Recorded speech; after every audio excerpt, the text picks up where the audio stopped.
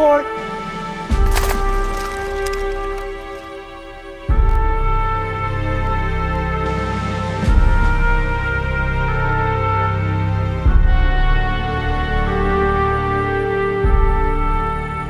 Corporal Atwell died on the field of honor, sir. Private Haynes, Private Jefferson, Private McDowell, Private Stannard died on the field of honor, sir.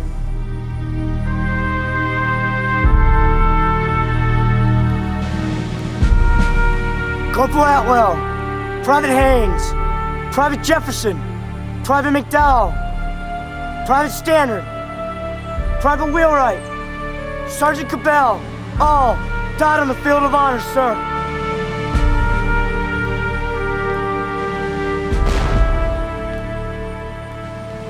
American culture after 1860 was dominated by two vast images apart from that of nature.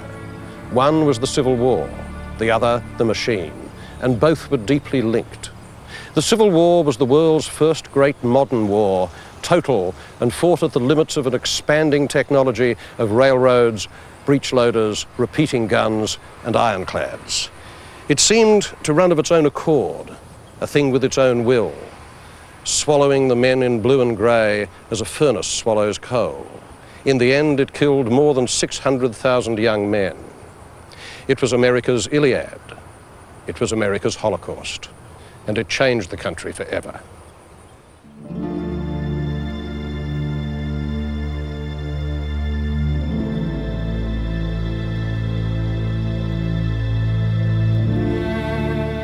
More Americans were killed in the Civil War than in all the wars of the 20th century put together. 1/4 of all the young men of military age in the South died. And it was the first great war to be witnessed by the modern art of photography.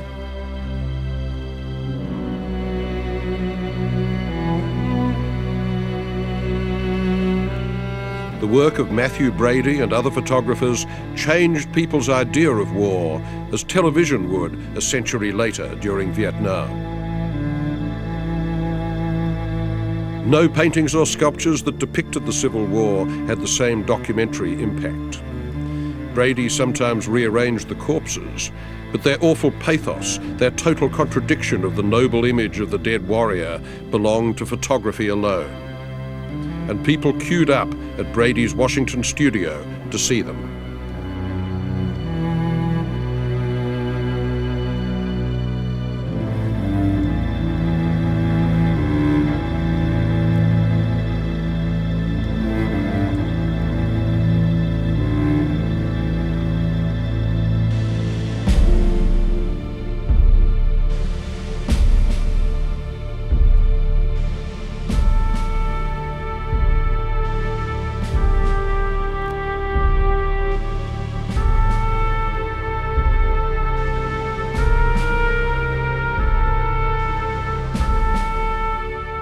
The monuments came later. The finest of them was finished 32 years after the South surrendered.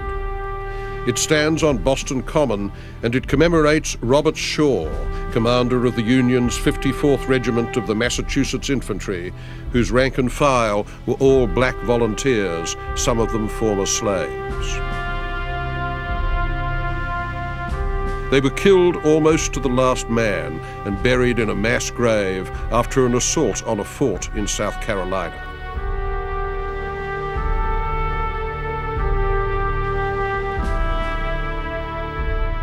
The artist was Augustus St. Gaudens, by far the greatest American sculptor of the 19th century, Irish-born and a child when the war began. His whole visual imagination was soaked in the language of the Italian Renaissance, and this is an American battle frieze, with the hero on horseback, but the other heroes on foot. Shaw's face is finely modelled, an image of sensitivity as well as command. But the faces of the black soldiers are equally studied, equally individual, a landmark in white images of black Americans at a time riddled with racist caricature. Resolute and stoic, they march forward, to a visual rhythm given by the verticals of the musket barrels and the repeated spiral ends of their blanket robes.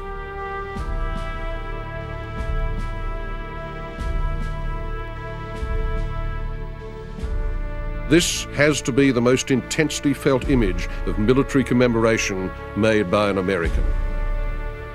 O grave, where is thy victory?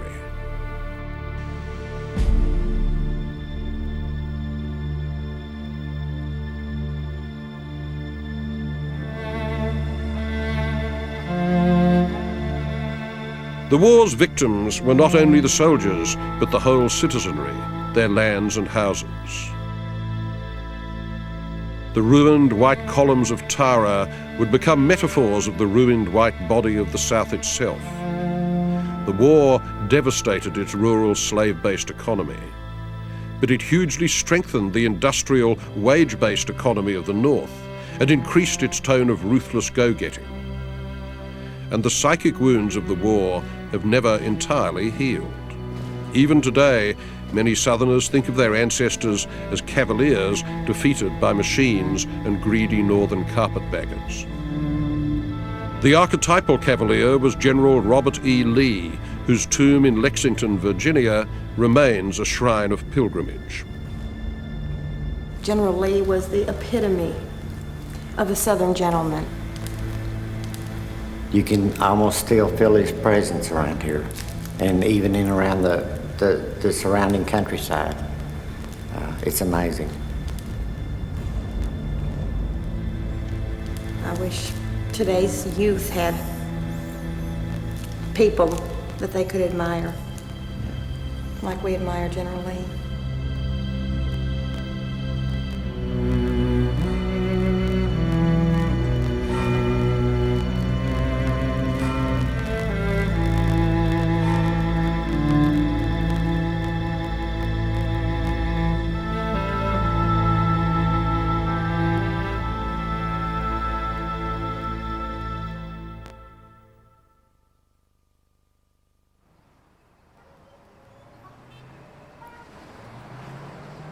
The northern version is given by another of St. Gaudens's monuments, the statue of William Tecumseh Sherman on horseback at the edge of Central Park in New York. Unveiled in 1904, it shows General Sherman leading the northern armies on their march through Georgia, which they devastated, as the song went, from Atlanta to the sea. His horse is trampling on pine branches, the emblem of Georgia. In front of him walks the goddess of victory, holding up the palm of triumph.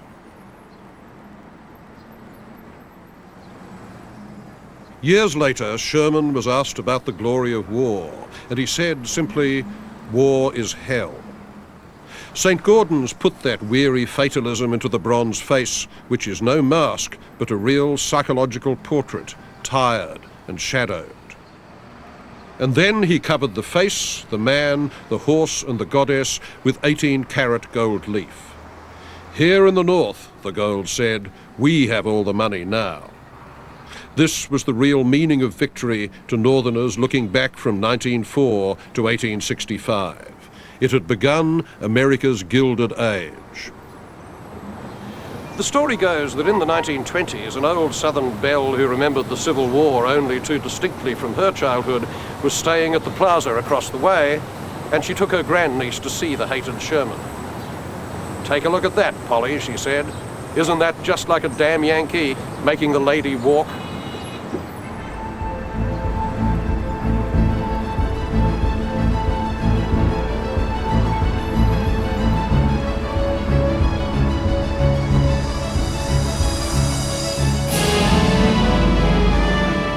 It was also an age of iron. The wealth was created in places like these, now deserted, at Troy in New York, where the horseshoes and cannon and uniforms for the Civil War were made. From the 1860s on, America's industrial and technical prowess exploded. America could invent anything, manufacture it in limitless quantities, solve any problem. The culture hero was the engineer, the builder of bridges, the creator of machines extolled by the poet Walt Whitman. America's artists had to define themselves against the central myth of industrial culture, whether they liked it or not.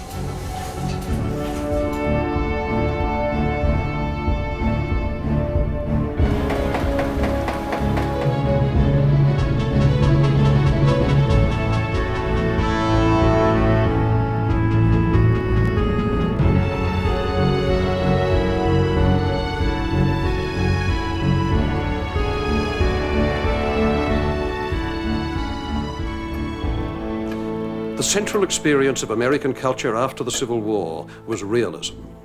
It was the shift from nature to technology, from the country to the city, from the farm to the factory or the lab. Art's curiosity about the range of human activity grew.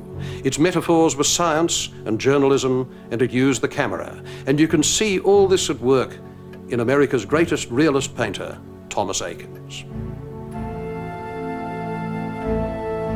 Eakins was the ultimate realist, devoted at the expense of popularity to his rigorous project of seeing and measuring and recording the modern world.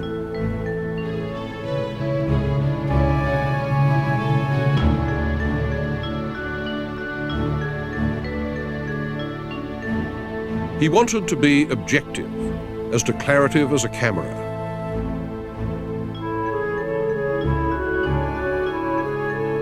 As honest as the scientists whom his portraits celebrated. Eakins studied anatomy at Jefferson Medical College in Philadelphia. This led to the greatest of his scientific portraits, done in 1875, the Gross Clinic. Dr. Samuel David Gross was famous for his surgical innovations, a medical celebrity and, in Eakins' eyes, a hero of empirical thought. It has its ancestors.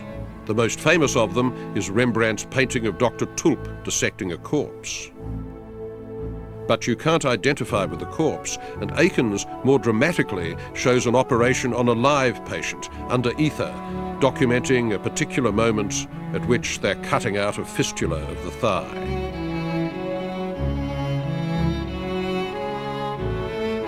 The incision, brightly lit, is one focus of the picture. The hands converge on it, the instruments, the gazes of the assistant surgeons, and even, in a brilliant touch, the parting of that surgeon's hair.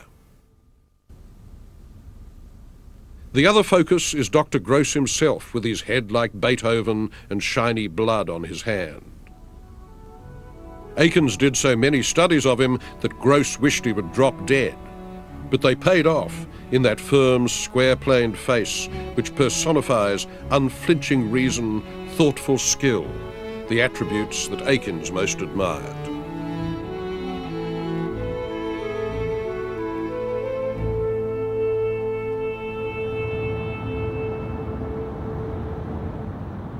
Eakins worked in Philadelphia all his life, bringing to his own country the teaching methods he had learnt as a student in Paris.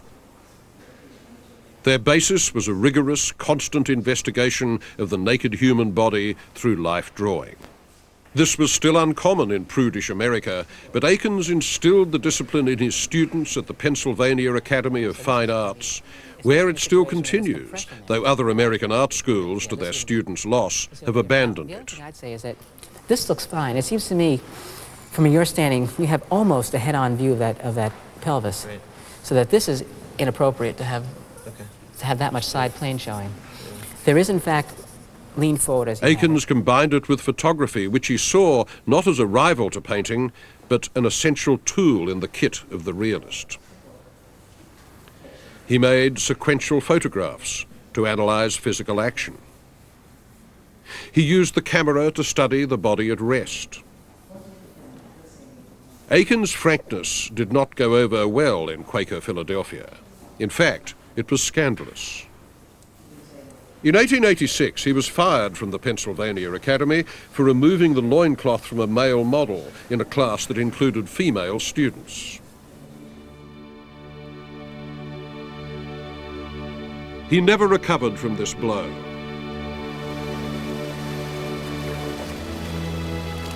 but he kept right on painting his great Greek theme, the vigorous body exactly seen and placed in real space.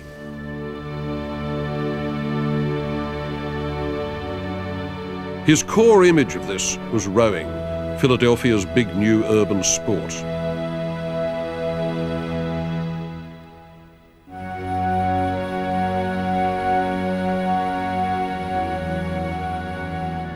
The Schuylkill River runs through the city and its banks are still dotted with rowing clubs.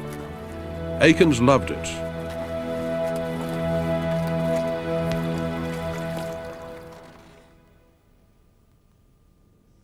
Here he is in early September 1874 in his own painting.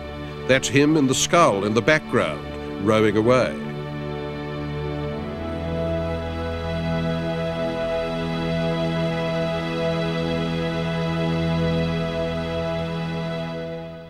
In the foreground is his friend Max Schmidt, a champion oarsman.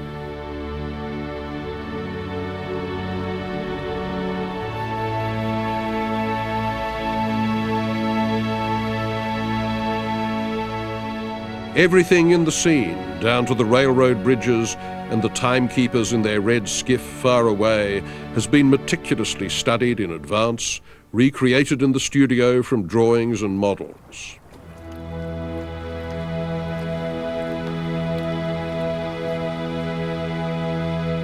And yet the painting is so unified by light that it seems all of one piece, one moment of vision, from the distant feathers of cloud to the weariness in Schmidt's powerful shoulders.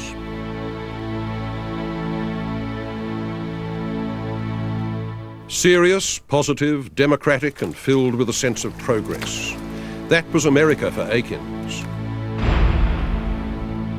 It was how many Americans saw their country.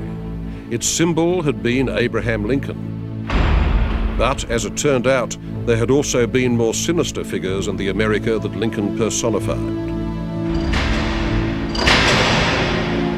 And one of them was an actor who, in a quite literal way, played his last scene in this theatre. The night before his climactic performance, a friend advised him to quit acting. "When I leave the stage," he replied, "I will be the most famous man in America." And he became the first in a line of American celebrity assassins. For on the night of the 14th of April, 1865, John Wilkes Booth entered Box 7 of Ford's Theatre in Washington and fired one shot from a .44 caliber Derringer into the back of the skull of Abraham Lincoln.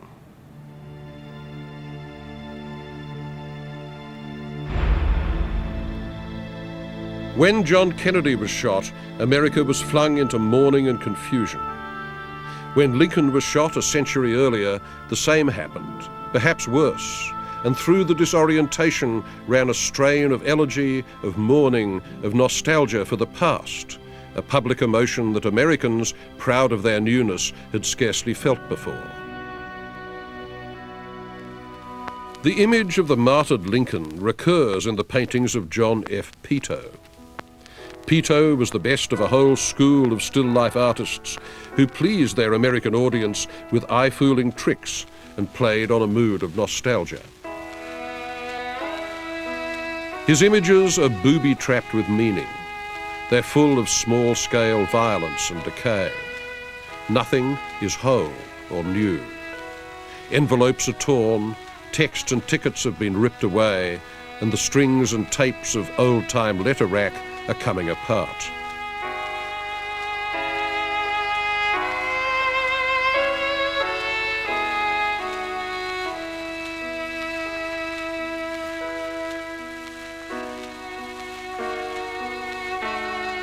An old rusty Bowie knife that might have come from a Civil War battlefield hangs over a torn photo of Lincoln like the sword of Damocles.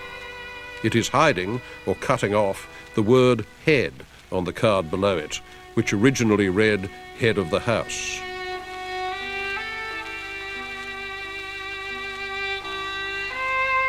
In another Lincoln painting, his photo shares the old board with a roughly carved Star of David, suggesting the lost Moses whose people now may never fulfill the Puritans' hope of a promised land in America.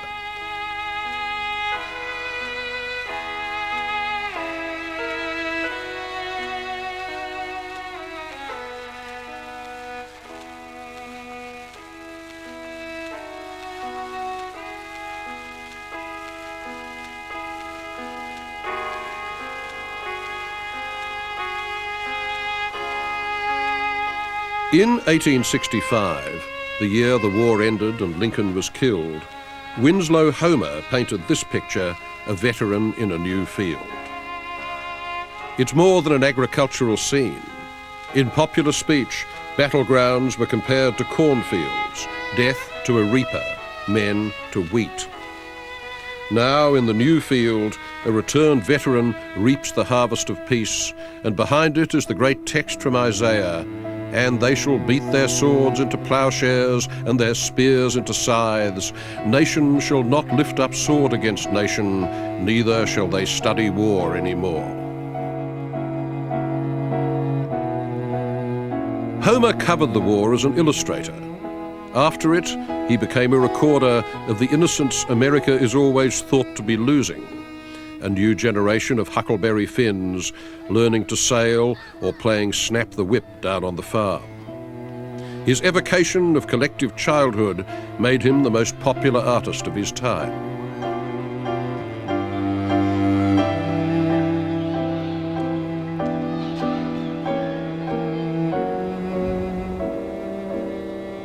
He had no children of his own. He was a loner and never married. Much of the time he worked in a studio on a rocky headland in Maine at Prout's Neck. Its guardian today is Doris Homer, his grandniece.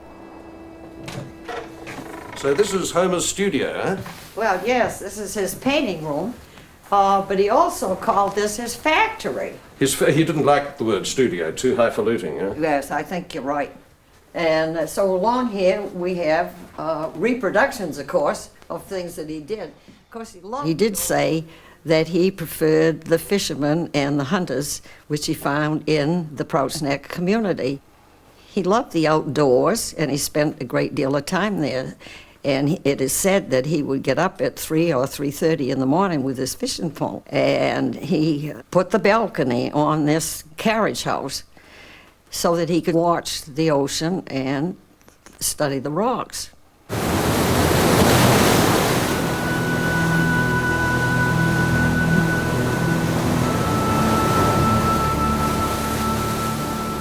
At Prout's Neck, his great subject was always before him, the sea. It is a field of primal encounter. Homer insists that you are always alone before it, which you are.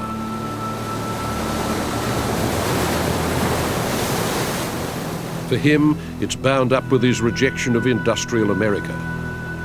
The machine enslaves the men who serve it. Only in the woods or on the ocean or on its rocks are we truly free, truly American. He understood the structure of waves, currents, surges, loops of foam, the sheer power of the water breaking over Cannon Rock, its relentlessness and its strange, fickle, yet maternal beauty.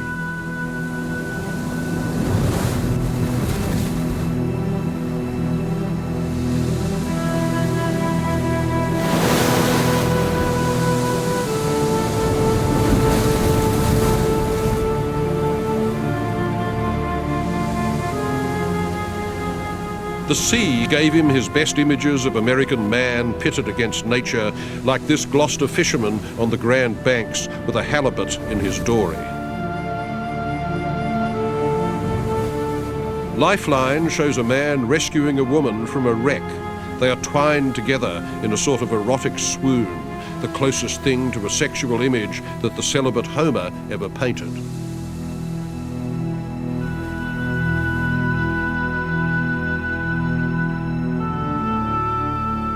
The black sailor in Gulf Stream, adrift and dismasted as sharks patrol and a tornado approaches, may be the deepest image of the final loneliness of man and the inevitability of his death, produced by an American artist in the 19th century.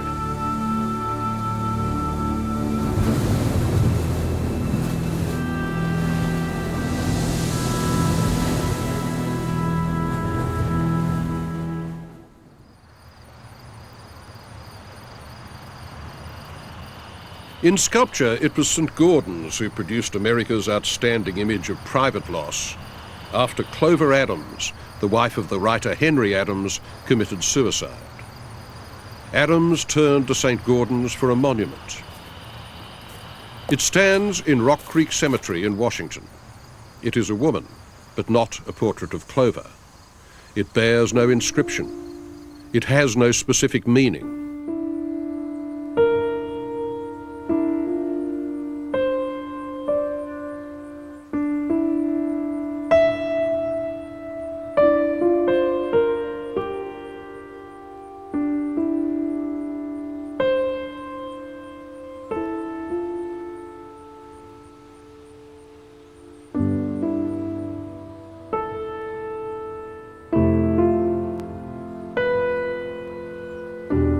Adams himself said that the interest of the figure was not in its meaning, but the response of the observer. A remarkably modern insight. Like all great artists, he added, St. Gaudens held up the mirror and no more. This hooded Sibyl is an enigma beyond rational decoding.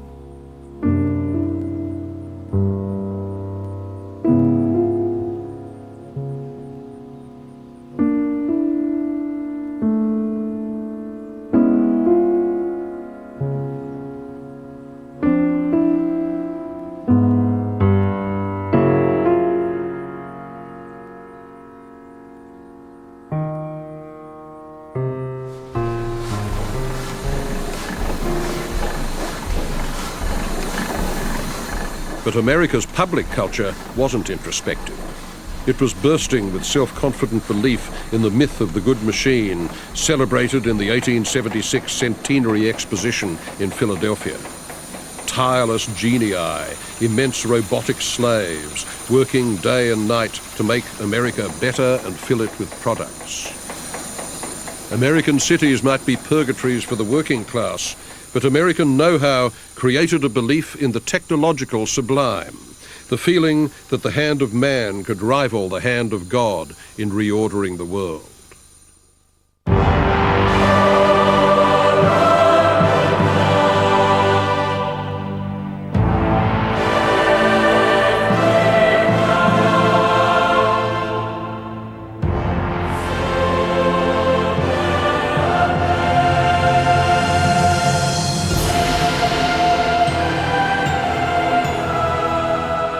The big example of it was the Brooklyn Bridge, thrown across New York's East River by the engineering geniuses John Roebling and his son Washington Roebling and thousands of American workers. They finished it in 1883, and it soon became as great an emblem of optimism and power for Americans as the Eiffel Tower in Paris, which was finished 6 years later, did for the French, except that it was horizontal and not vertical, and useful, not just ornamental. When later modernists said that the poetry of America was in her bridges, this is what they meant.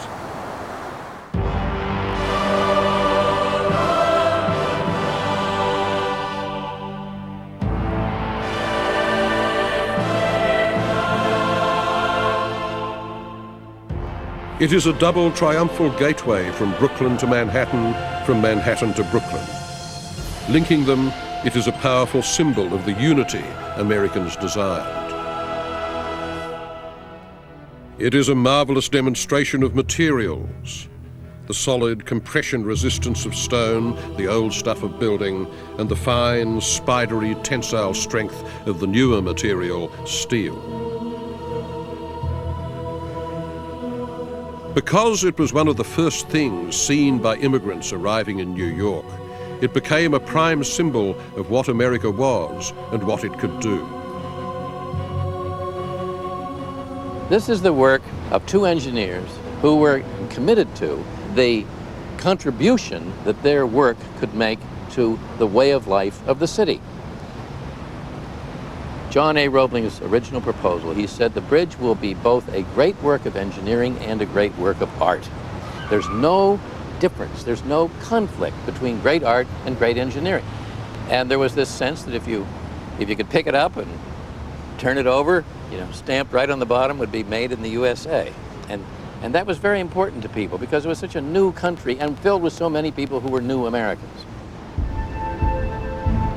The world was changing dramatically because of these newfound powers of science and technology, powers hitherto conferred only unto the gods. And you have the sense of this rising, towering, new concept of an urban structure. The bridge represents the beginning of the vertical city. The technology of the Brooklyn Bridge was prophetic because so many other American buildings, offices, stores, warehouses, were developing an idiom of iron and steel framing which led to the modern skyscraper. The iron frame building was light. It freed you from dependence on masonry. It came to dominate American cities. But its success depended on another invention, the brainchild of Elisha Otis. If you built your building as a steel frame, you could send it up as many floors as you wanted. No problem. The problem was for the corpulent businessman of New York or Chicago who had to get up to his place of work. And nobody wanted to climb 6 floors, let alone 20.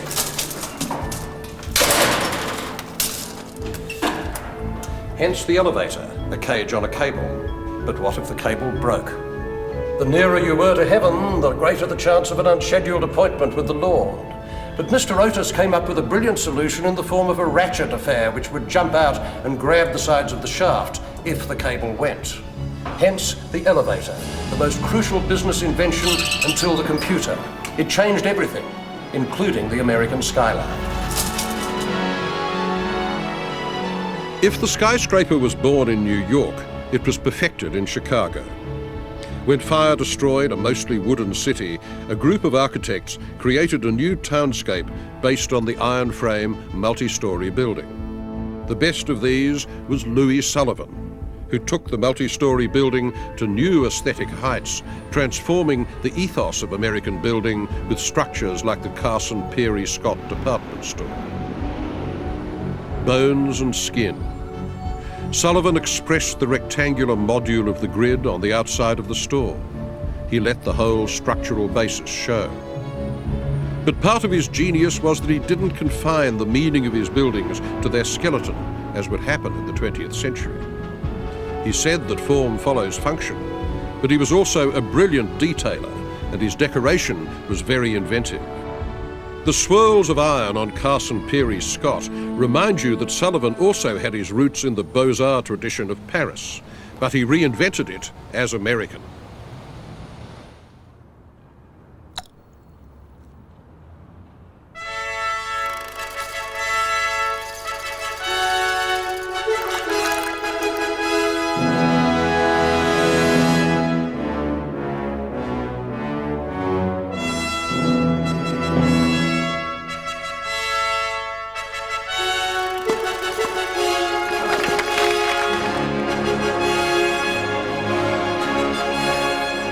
Meanwhile, other architects were using the Beaux-Arts style to create structures of almost incredible congested opulence and excess, an architecture of privilege for the new barons of the industrial north.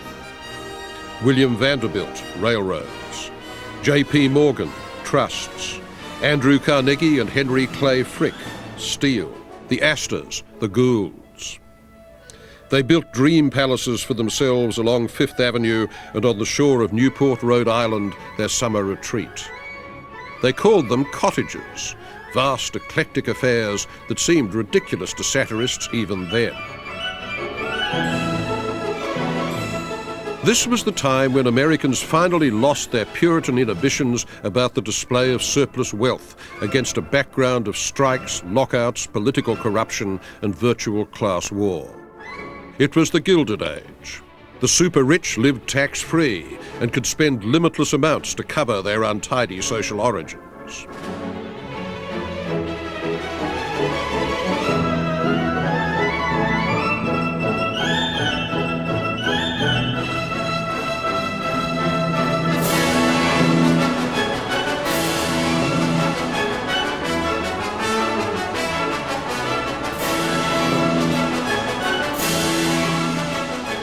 Europe was the key. They married their daughters off to impoverished European aristocrats. They collected European art.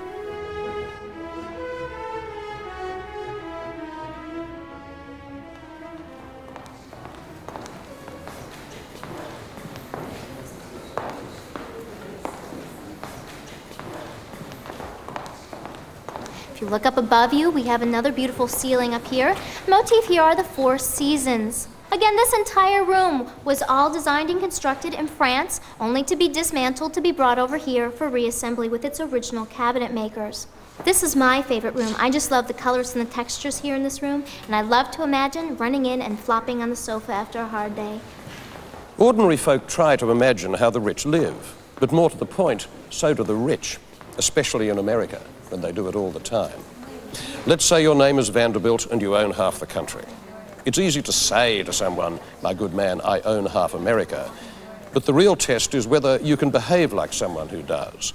And for this, a rich man needs help. Real American wealth in the 1880s is still pretty much uncharted territory, like the Rockies in the 1780s. Suppose you wake up one morning with an idea and you say to yourself, by God, I shall have a cottage by the sea, and in that cottage there will be a dining room with a ceiling 45 feet high and the walls sheathed in rose alabaster the colour of rare steak. You still may get it wrong because your next-door neighbours who own the other half of America may have just finished panelling their dining room in marble the colour of poached fish. So you must get an architect to fantasize on your behalf, secure in the knowledge that because he is working for practically everybody else in your class, he won't get his symbols crossed. He will maintain a seamless etiquette of shared ostentation, with variance, as here.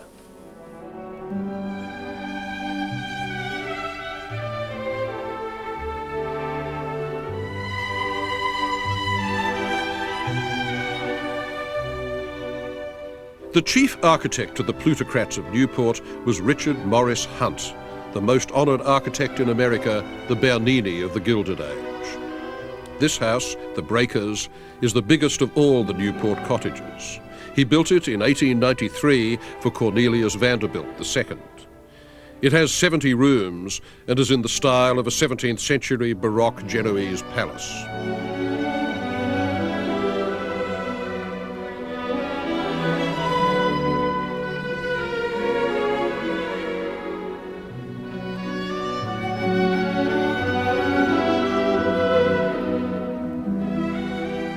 People spoke of an American Renaissance, and there was, not least because America was buying the Renaissance.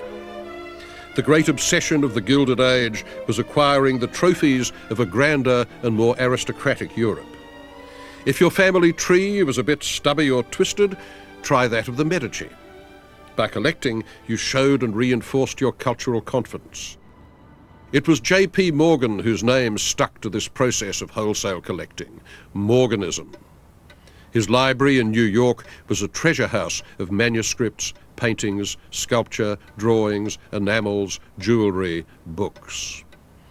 In the 1880s and 1890s, enormous art collections began to pile up in New York, Boston, Chicago, and today no one can study the Italian Renaissance without going to America. Art collecting, moreover, was a field that rich women could enter as easily as rich men. Right through to the creation of the Museum of Modern Art, American women would have an immense effect on the formation of American museums. Mrs. Habermeyer, Mary Cassatt, Gertrude Vanderbilt Whitney. The first of these lionesses built this patio, not indeed in Venice, where most of its parts came from, but in Boston. For 20 years, she alternately scandalized and delighted Boston society. She smoked cigarettes, she drank beer, she dressed flamboyantly, and she collected art on a large scale. She was known as Mrs. Jack, or to give her her proper moniker, Isabella Stewart Gardner.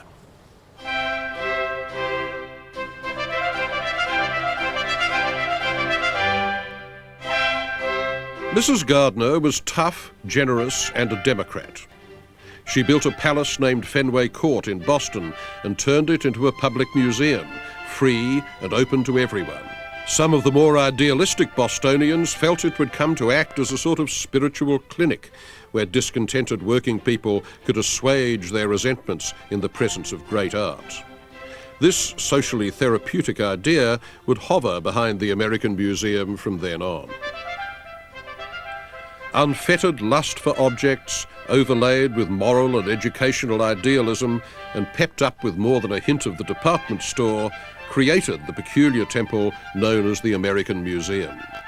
Gradually, across America, the museum began to replace the church as the focus of civic worship for the middle classes. The poor man Mrs. Jack did most to help, though, was a young and ferociously ambitious Jewish scholar from Boston, Bernard Berenson.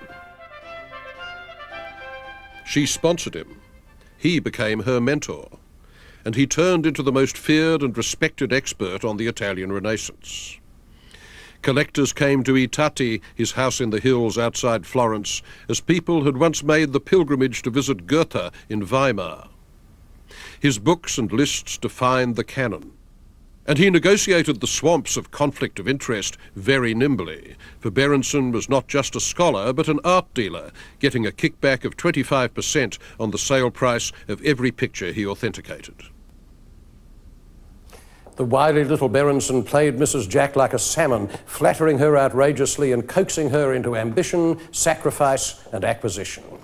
In 1896, he persuaded her to buy a painting for the unheard-of sum of $100,000. It was a Titian, but not just a Titian, one of the master's greatest efforts, The Rape of Europa, showing the abduction of the nymph by Jupiter in the form of a white bull. Mrs. Gardner temporised and she hesitated, but in the end she gave in and she sent Berenson a coded telegram reading, YEUP, yes to Europa. Yoop! Sweet surrender. And now the mass migration of paintings across the Atlantic began in earnest.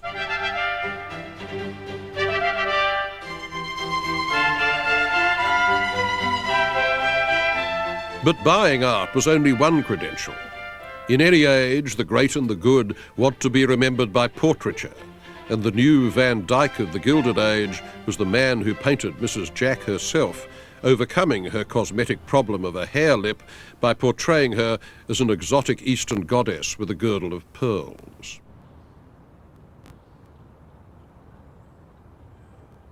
His name was John Singer Sargent.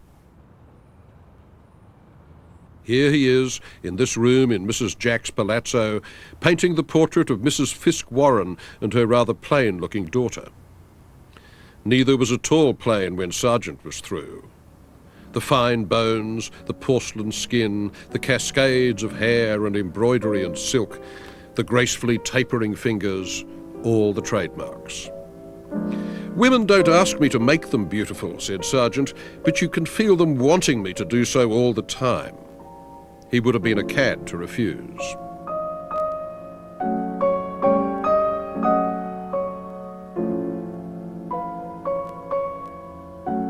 John Singer Sargent was the complete expatriate, at home everywhere and belonging nowhere, leading the ever-shifting and rootless existence praised by American writers like Nathaniel Hawthorne and Henry James.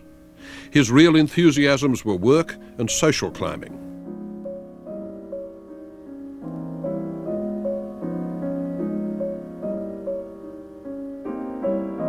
This was the picture that launched his career, painted in 1884, Madame X, a portrait of a socialite from New Orleans named Virginie Gautreau, shown at the Paris Salon. In those days, such social beauties had the kind of public fascination that supermodels do today. Sargent's image of this strained, affected, faintly poisonous-looking lily created a scandal when it was hung alongside his portrait of a society doctor rumoured to have performed abortions for, among others, Madame X.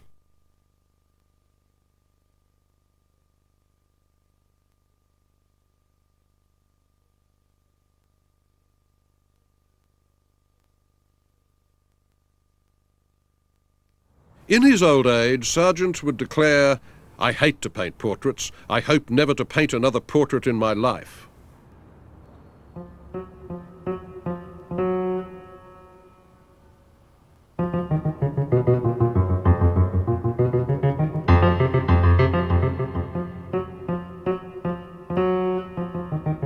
And his most memorable work isn't a society picture at all. He did it in 1882 when he was 34, after a visit to Spain. It's a huge flamenco scene, the title El Jaleo, which means the spontaneous clapping and olés that flamenqueros break into to encourage the single dancer. There she is, stamping magnificently, and along the wall are her fellow gypsies, a row of heads and bodies painted with brilliant spontaneity, the expression straight out of Goya.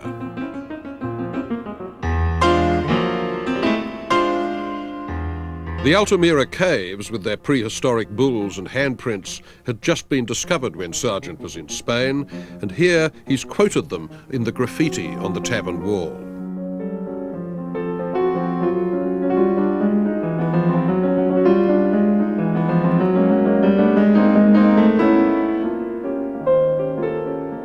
European culture was deeply alluring to Americans, and at its heart was Paris, the seedbed of the new. The American in its avant-garde was a woman, Mary Cassatt. She was an impressionist, exhibiting with Monet and Degas, and egging American collectors on to buy impressionist paintings rather than old masters. She thought Sargent was old-fashioned and a buffoon. Like the Impressionists, she was influenced by Japanese art. You can see it in the strong impaction of different patterns, carpet, gown, and wallpaper in this painting, The Bath.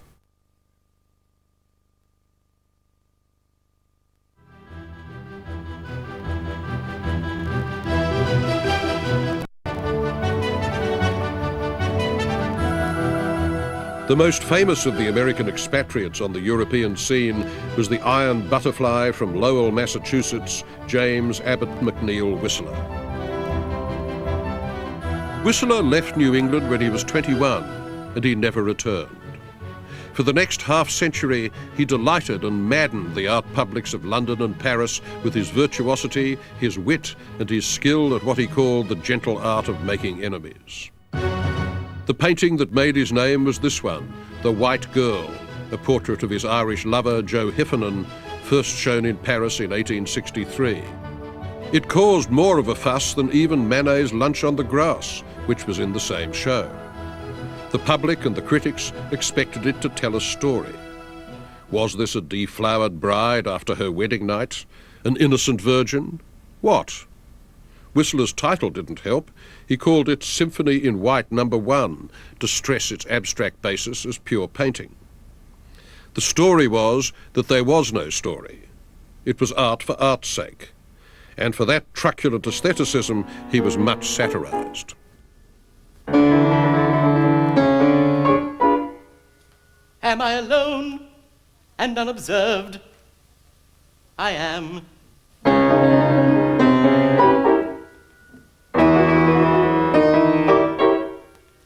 Then let me own I'm an aesthetic sham.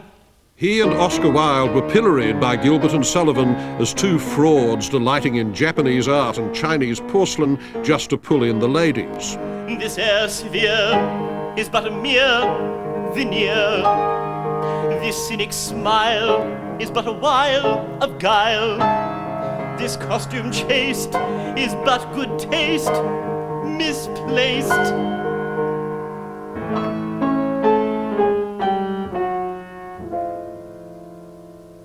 Let me confess, a languid love for lilies does not blight me.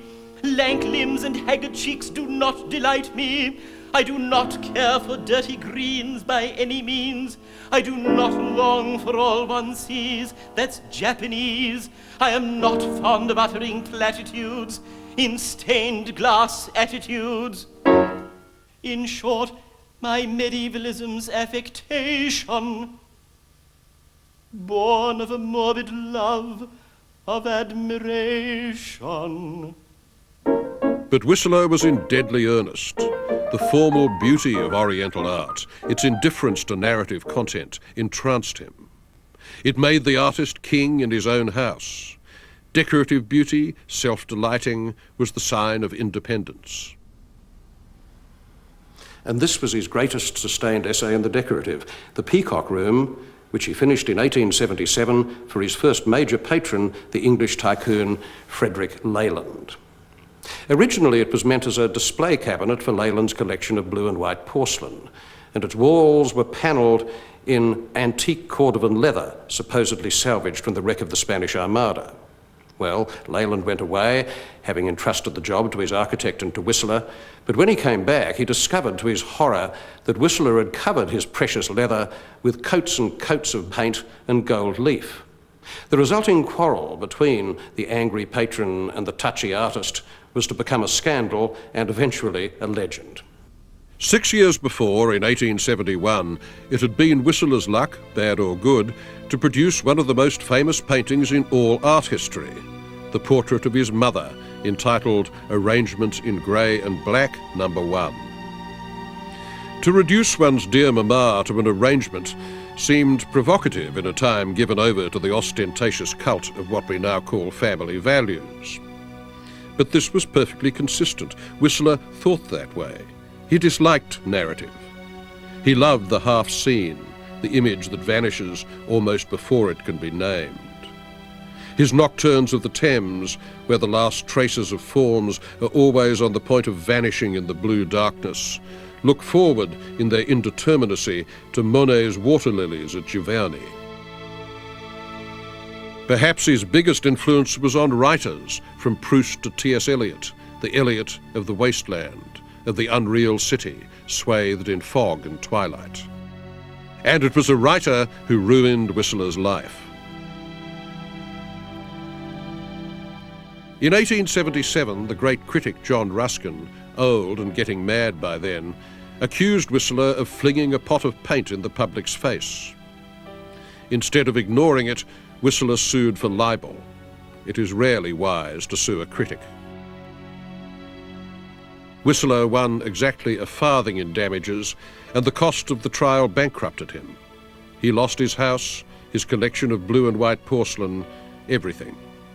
The painting was called Nocturne in Black and Gold, The Falling Rocket. That disputed firework might have been Whistler's own career.